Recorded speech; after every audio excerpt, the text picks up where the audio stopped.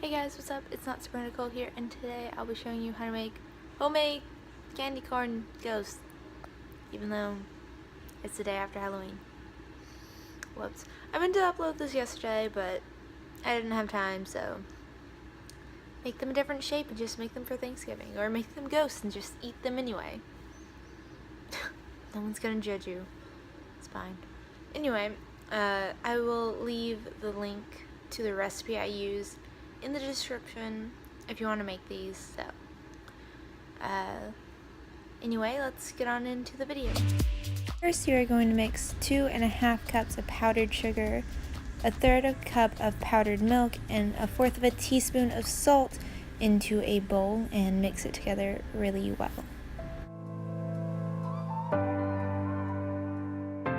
Then in a medium saucepan, add in a cup of sugar, 2/3 cup of corn syrup, and 1/3 cup of butter, and bring it to a boil.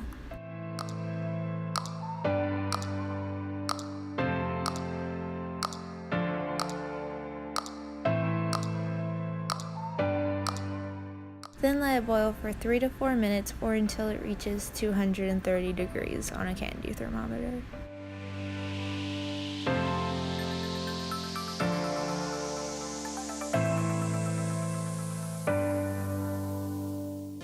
Then pour in a teaspoon of vanilla extract, mix it, and then add the hot sugar mix into the powder mix from before.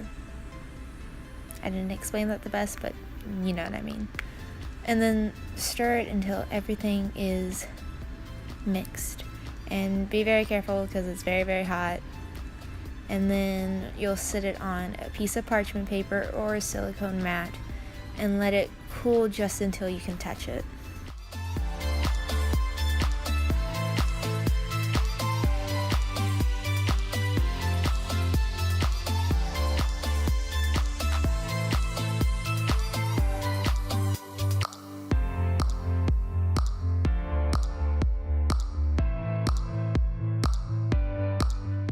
Then you could section the dough into 3 equal parts and dye some of it yellow and some of it orange and make the classic candy corn.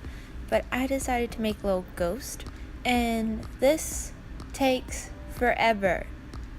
So, fair warning, but it makes a lot, so. And if the candy becomes too cool to where you can't work with it, you can always microwave it for like 10 seconds and it becomes a lot softer, so.